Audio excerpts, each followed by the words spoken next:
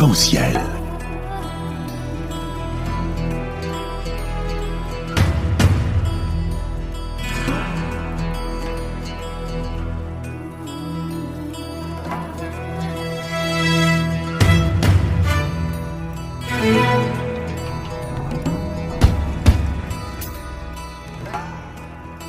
Arc-en-ciel, chaque dimanche, actualité, culture, économie, société et animation festive. Avec Abdelatif Arc-en-ciel, la chronique. Mesdames et messieurs, retour au direct et comme ça a été annoncé, nous sommes heureux d'être en ligne avec notre deuxième intervenant, Monsieur Gérald Olivier. Bonjour. Bonjour. Bonjour et bienvenue dans l'émission Arc-en-ciel sur Radio Pluriel. Il faut bien préciser à notre auditoire que M. Gérald Olivier, journaliste chercheur à l'Institut EPSE et partage sa vie entre la France et les États-Unis, titulaire d'un Master of Art Histoire américain de l'Université de Californie. Il a été le correspondant du groupe Valmond sur la côte ouest dans les années 90 avant de rentrer en France pour occuper le poste de rédacteur en chef au mensuel Le Spectacle du Monde. Aujourd'hui, il est consultant en communication et médias, se consacre à son blog France-Amérique. Je conseille notre auditoire de le visiter. C'est un blog très intéressant. Ma première question, Monsieur Gérald Olivier, est la suivante. L'administration Trump déploie une politique de 2 poids, 2 mesures sur plusieurs sujets. S'agissant du nucléaire, l'accord négocié avec l'Iran a été dénoncé allégamment et des sanctions sont brandies, tandis que la Corée, qui a développé un véritable arsenal nucléaire, est approchée différemment, que ce qui fait réellement la différence. Bon, tout d'abord, je vous remercie de m'avoir invité. Je vous remercie du petit exposé que vous avez fait de mon passé, ça m'a rappelé des souvenirs. Écoutez, plus sérieusement, je ne suis pas d'accord avec l'énoncé de votre question, à savoir que l'administration Trump déploierait 2 poids, 2 mesures sur plusieurs sujets. Je crois que nous reviendrons un petit peu plus en détail tout à l'heure sur l'accord nucléaire qui avait été conclu par l'administration Obama avec l'Iran. Mais en ce qui concerne le rapprochement qu'on a pu observer ces derniers mois entre les États-Unis et la Corée du Nord, notamment le fameux sommet de Singapour avec Kim Jong-un, l'intérêt des États-Unis et l'intérêt de l'administration Trump, il est et reste le même, c'est celui d'éviter toute forme de prolifération nucléaire. Donc, la Corée du Nord a développé au cours des années passées et au cours des décennies passées, sous le regard de la communauté internationale qui n'a absolument rien fait pour l'empêcher, elle a développé, comme vous l'écrivez dans votre question, un véritable arsenal nucléaire. Les Coréens du Nord ont procédé à un certain nombre d'essais, aussi bien au niveau des missiles, c'est-à-dire ce qui transporte la charge active, qu'aussi bien du contenu nucléaire de cette charge. Et depuis que la Corée du Nord se livre à ce type d'essai, eh bien la communauté internationale, les États-Unis en tête, les États-Unis de George Bush, les États-Unis de Bill Clinton, les États-Unis de Barack Obama, n'ont rien fait pour mettre un terme ou parvenir à un accord avec ce pays pour éviter qu'il y ait à travers ce pays une forme de prolifération nucléaire. En ce qui concerne l'Iran, on avait un problème, je dirais, quasi similaire. C'est-à-dire que l'Iran, pour des raisons nationales, cherchait à développer une bombe nucléaire, aussi bien pour sa propre puissance régionale que pour se sanctuariser. Vous savez ce qu'est le concept de sanctuarisation ? Le concept de sanctuarisation, c'est qu'une puissance qui possède la bombe nucléaire ne peut plus être attaquée par l'un des 2 ou des 3 grandes puissances de ce monde, parce que sa force de rétaliation serait telle que le coût de l'attaque serait trop élevé. Donc l'Iran a cherché à la fois à acquérir la bombe pour des raisons offensives, c'est sa politique régionale et sa politique vis-à-vis d'Israël, et pour des raisons défensives, pour se protéger de manière préventive d'une attaque des États-Unis qui puissent chercher à renverser le régime. l'attaque, le comportement iranien s'est déroulé alors qu'aux États-Unis, nous avions l'administration Obama au pouvoir. Cette administration avait choisi une voie du dialogue, non seulement pour éviter toute forme de prolifération, mais pour également chercher à réintégrer l'Iran au sein de la communauté internationale à travers une levée des sanctions économiques qui pesaient sur ce pays depuis plus de 15 ans du fait de son programme nucléaire, et donc avait cherché à conclure un accord. Il se trouve que le contenu de cet accord était trouvé trop faible par l'administration Trump, puisque sur le long terme, il n'empêchait aucunement l'Iran d'obtenir la bombe. Il y avait juste un retard de 10 à 15 ans, pendant lesquels, en effet, l'Iran avait admis de suspendre ses travaux, mais au-delà de ces 10 ou 15 ans, rien ne les empêchait de reprendre leurs recherches et de produire une bombe sous quelques années, voire quelques mois, voire quelques semaines. À partir de là, l'administration Trump, dont l'objectif est également d'empêcher toute forme de prolifération nucléaire, a jugé utile de dénoncer cet accord. De même qu'ils ont jugé utile de dialoguer avec Kim Jong-un en pensant que par ce biais, il pourrait parvenir à éviter une forme de prolifération en Corée du Nord. Donc, il n'y a pas de poids, de mesures vis-à-vis de tel pays ou de tel autre. Il y a juste deux stratégies, voire deux tactiques différentes pour parvenir à une même fin.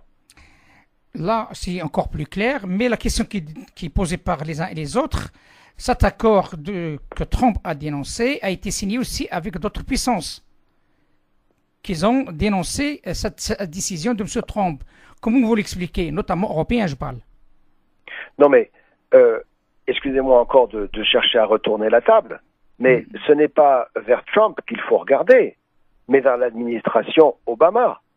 Parce que qu'est-ce que c'est qu'un accord? Lorsqu'on est les États-Unis, on a le droit de signer des accords internationaux. Maintenant, aux États-Unis, il y a une constitution, et cette constitution stipule que tout accord international peut être signé par l'exécutif, donc le président et son administration, mais il doit être ratifié par le législatif et en particulier le Sénat. Le gouvernement des États-Unis n'est pas un gouvernement dictatorial où tous les pouvoirs sont concentrés en une seule main. C'est une démocratie parlementaire où le pouvoir est divisé entre plusieurs branches et où chaque branche va vérifier les actions de l'autre. En anglais, on appelle ça checks and balances. Et donc, on cherche à parvenir à un équilibre entre l'exécutif, le législatif et le judiciaire. Sur les traités internationaux, n'importe quel bout de papier signé par le président, pour qu'il ait une valeur sur le plan international, doit avoir été ratifié par le Sénat. Pour qu'un traité engage les États-Unis en tant que nation, en tant que gouvernement, ce traité doit avoir été ratifié par le Sénat. Monsieur Obama, quand il était président, le savait parfaitement. Il savait aussi parfaitement que le Sénat ne ratifierait jamais un accord avec l'Iran actuel, puisque l'Iran est un gouvernement qui se trouve sur la liste des pays terroristes. C'est un gouvernement islamiste à tendance révolutionnaire et qui veut étendre sa révolution au reste du monde. Il n'était pas question que le Sénat approuve un accord signé avec ce type de pays.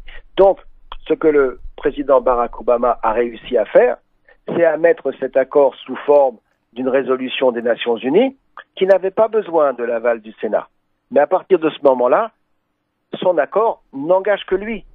Il n'engage pas les États-Unis parce qu'il n'a pas été ratifié. Et donc, lorsque M. Obama quitte le pouvoir, eh bien, l'accord que lui-même a signé perd sa valeur. Aux États-Unis, si vous regardez ce qui se passe en ce moment avec l'administration Trump et l'administration Obama, Barack Obama, sachant que Trump allait être le président qui allait lui succéder, a signé des dizaines et des dizaines de décrets exécutifs avant de partir pour mettre en place un certain nombre de règles.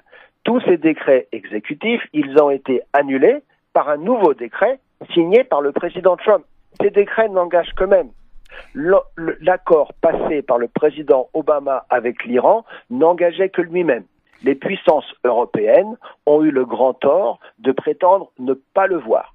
Mais dans la réalité juridique, cet accord était sans valeur au-delà de l'administration Obama, et c'est la raison pour laquelle l'administration Trump n'a eu aucune difficulté à le renier, parce qu'il n'engageait pas l'administration Trump et il n'engageait pas non plus à long terme les États-Unis. Écoutez, vous l'avez bien précisé, M. Gérald Olivier, il y a un réel problème procédural. Donc, vous parlez de la procédure qui est américaine, il faut l'admettre, il faut l'accepter, il faut la bien préciser. Mais la question qui se pose, comment ça se fait les Européens font la sourde oreille et essayent d'évoquer d'autres choses qui n'ont rien à voir avec ce que vous êtes en train de me dire? Pourquoi les Européens optent à une autre voie qui n'a rien à voir avec la réalité procédurale de la mise en application d'un accord international des États-Unis avec d'autres pays étrangers? Écoutez, ça, c'est une question qu'il faut poser aux représentants de l'Europe. Il est évident que dans l'accord iranien, tout le monde se focalise sur l'aspect nucléaire. En disant, nous sommes parvenus à faire en sorte que ce pays qui était à quelques mois de produire une bombe nucléaire, eh bien, ne soit pas en mesure de le faire pour 10 ou 15 ans. Mais c'est pas là qu'était l'intérêt de l'accord iranien. L'intérêt de l'accord iranien, il était dans la levée des sanctions. Parce que la levée des sanctions, elle allait permettre à Airbus de vendre des avions à l'Iran. Elle allait permettre à Alstom d'aller construire des trains et des métros en Iran. Elle allait permettre à Siemens de construire des usines en Iran. Elle allait permettre du côté américain à Westinghouse et à General Electric d'aller peut-être même proposer des centrales nucléaires purement civiles à ce même pays. Donc il y avait l'Iran est un pays riche. L'Iran est un pays de 100 millions d'habitants qui ont un niveau d'éducation relativement élevé, qui ont un niveau de vie, on va dire, relativement proche du niveau de vie européen, et qui sont parfaitement capables de s'intégrer de manière économique à l'activité internationale et à proposer pour les grandes entreprises qui sont impliquées dans tous ces mouvements des contrats, des accords extrêmement profitables. Donc, réintégrer l'Iran dans la communauté des nations économiques, c'était le véritable objectif de l'accord nucléaire. Et comme il y a un certain nombre de gens qui pensent que l'Iran n'est pas aussi dangereux que certains veulent bien le prétendre, certains dont je fais partie, je vous l'avoue très honnêtement, il était très facile d'accepter de fermer les yeux, de tourner la tête sur toutes les imperfections de l'accord et sur le fait que d'un point de vue juridique, il n'ait peut-être même pas eu de validité légale pour faire en sorte que l'on puisse faire des affaires avec l'Iran. Et si vous regardez ce qui a été écrit depuis que Donald Trump a dénoncé cet accord, très peu des éditorialistes parlent du danger nucléaire. Par contre, tous vous parlent de la perte économique des investissements engagés depuis 1 ou 2 ans et qui vont se trouver compromis ou sans résultat ou sans bénéfice. Le nucléaire est à l'arrière-plan. La vérité de cet accord, c'était l'intérêt économique qu'il y avait derrière. Bon, cet intérêt économique, il touche l'Europe, c'est malheureux, mais je crois qu'ils ont participé à un jeu en toute connaissance de cause des limites de ce jeu, qu'ils en ont accepté les risques et qu'ils ne pensaient pas que quelqu'un comme Donald Trump pourrait arriver et oser remettre tout cela en cause. Malheureusement, c'est dans l'ADN de Donald Trump que de ne pas faire de la politique comme les autres et donc de ne pas hésiter à donner un grand coup de pied dans le jeu de qui, si ça peut servir ses propres avantages. C'est ce qu'il a fait. Justement, c'est la dernière question, si vous le permettez. Est-ce que c'est toujours le même pragmatisme, la même façon de faire de M. le Président Trump vis-à-vis de la Chine et ce qui se passe sur le plan commercial et la dernière réaction de la Chine sur l'histoire de la cession de la dette? L'objectif et la raison d'être de la présidence de Donald Trump, comme il l'a répété maintes et maintes fois, c'est de rendre sa grandeur à l'Amérique. Make America Great Again. Le président Donald Trump est le président des États-Unis. Il n'est pas le président du monde, il n'est pas le président de la Chine, il n'est pas le président de l'Europe, il n'est pas le président de « nous devons tous prétendre que nous vivons dans le meilleur des mondes et que tout se passera bien ». Au contraire, lui c'est un réaliste et même un pragmatique. Et il sait que sur l'échiquier international, la seule chose qui compte, c'est le rapport de force. Les États-Unis sont la première puissance mondiale. Les États-Unis sont la première puissance mondiale sur le plan économique. Ils sont la première puissance mondiale sur le plan technologique. Ils sont la première puissance mondiale sur le plan militaire. À partir de là, Donald Trump estime que les États-Unis ont un statut sur l'échiquier international qui doit être respecté. Pour lui, beaucoup de présidents, avant son élection, ont considéré que ce statut les rendait quelque peu coupables, qu'ils devaient au contraire non pas affirmer leur puissance, mais se montrer généreux avec les autres pour redonner aux autres un petit peu de ce que eux avaient réussi à gagner par avant. Donald Trump ne voit pas les choses du tout sur cet angle-là. Pour lui, les États-Unis sont une superpuissance et ils doivent avoir les bénéfices que cette superpuissance apporte, et donc il entend réinstituer le rapport de force avec tous les pays, avec tous les continents, avec toutes les autres puissances. La grande puissance de demain, ce sera la Chine. La grande rivalité économique du XXIe siècle, elle aura lieu entre la Chine et les États-Unis. Je regrette de le dire pour l'Europe, mais l'Europe aujourd'hui appartient à l'histoire. Et si vous regardez avec un petit peu de recul aussi bien les présidences du Barack Obama que de Donald Trump, Barack Obama a royalement ignoré l'Europe. Il y a fait des discours durant sa campagne pour mettre en place sa communication et son image, mais une fois devenu président, ce que Barack Obama avait fait, c'était ce qu'il avait appelé le pivot vers l'Asie, pivot to Asia, d'un côté, et le reset avec la Russie. Donc, il y avait deux continents qui l'intéressaient, c'était la Russie et l'Eurasie, et c'était l'Asie. L'Europe n'était pas dans sa vision du monde. Donald Trump ne prend pas autant de gants que Barack Obama pour mettre en place sa politique, mais il sait très bien que l'Europe ne sera pas la grande puissance du XXIe siècle. Que l'adversaire, le rival économique, et non pas l'ennemi, entre adversaires, rivaux, il y a quand même des notions qu'il faut respecter, la Chine n'est pas l'ennemi des États-Unis. Mais la Chine est un rival des États-Unis, la Chine est un adversaire économique des États-Unis, et Donald Trump sait très bien qu'au XXIe siècle, c'est avec cet adversaire-là qu'il devra établir un rapport de force, ou du moins qu'il devra combattre. L'Europe, malheureusement, vient en troisième, voire en quatrième position. Donc la politique des États-Unis sous Donald Trump, elle sert à servir les intérêts des États-Unis, et elle se focalise vers ceux qui sont les principaux adversaire des États-Unis, c'est-à-dire aujourd'hui la Chine. Écoutez, M. Gérard Olivier, merci infiniment de cet éclairage qui est tant attendu. Il faut dire les choses telles qu'elles sont. Jusqu'à maintenant, il y a beaucoup de choses qui ont été dites, presque l'opposé de ce que vous êtes en train de m'expliquer depuis tout à l'heure. L'objectif de cette émission... Je dis pas le contraire. Je regrette que d'autres parlent à l'opposé, parce que ce rapport de force, là, si vous regardez les chiffres, il est indéniable. On peut avoir une autre vision du monde, on peut souhaiter que le monde soit plus gentil, que les gens soient plus généreux, que les gens aient plus envie de partager. Si vous regardez l'histoire du monde, et notamment les rapports géopolitiques ont toujours été régis par la force. Et Donald Trump en a conscience, et il a, je dirais, l'honnêteté de dire, nous ne sommes pas dans un monde idéal. On a beau se croire, nous, notre génération, on connaît l'histoire et on pense qu'on est meilleur que les autres. C'est faux. Nous ne sommes pas meilleurs que les autres. Nous sommes à un moment de l'histoire. L'histoire ne change pas. L'histoire est toujours régie par les rapports de force. Et Donald Trump entend simplement rétablir la réalité du rapport de force. Si vous le permettez, juste une toute petite, mais en deux mots, si vous le permettez, tout ce que vous êtes en train de dire, est-ce qu'il s'applique sur la question migratoire aux États-Unis? Oui, ça s'applique à la question migratoire aux États-Unis, mais sur un autre plan, avec deux points très rapides.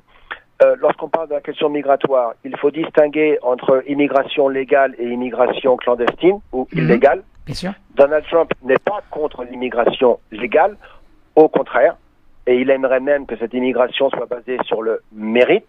Malheureusement, cette immigration légale aujourd'hui, elle est infinitésimale par rapport à l'immigration illégale. Et l'immigration illégale, elle illustre le fait que certains pays d'aujourd'hui, c'est le cas pour l'Europe également, n'ont plus véritablement de frontières. Un pays qui n'a pas de frontières est un pays qui n'a pas de souveraineté. Et n'en déplaise aux internationalistes d'aujourd'hui, nous sommes encore des nations. Il y a partout dans le monde des nations, la vague nationaliste n'a pas vécu, et une nation se doit d'avoir des frontières et de contrôler ses frontières. Donc, ce que j'ai expliqué un petit peu avant, s'applique à la politique migratoire dans la mesure où il s'agit pour Donald Trump de rétablir la réalité des frontières des États-Unis dans un premier temps et dans un deuxième temps de dire nous sommes prêts à accueillir le monde entier mais sur nos critères, sur nos valeurs et à nos conditions. Et à partir de là, l'immigration clandestine, évidemment, n'a aucune place dans ce schéma. Monsieur Gérard Olivier, merci infiniment de cet éclairage, surtout d'avoir accepté notre invitation un dimanche. Je vous dis à très bientôt. Merci beaucoup, à très bientôt. À très bientôt, monsieur. Au revoir. Au revoir. Arc-en-ciel.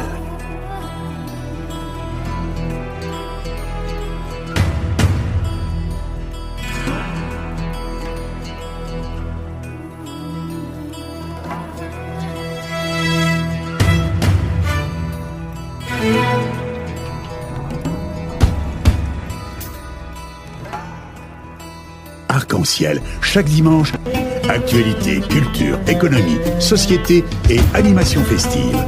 Avec Abdelatif Arc-en-ciel, la chronique.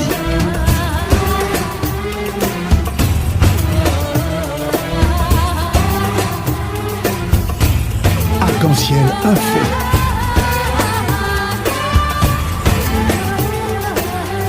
Arc-en-ciel, animation festive.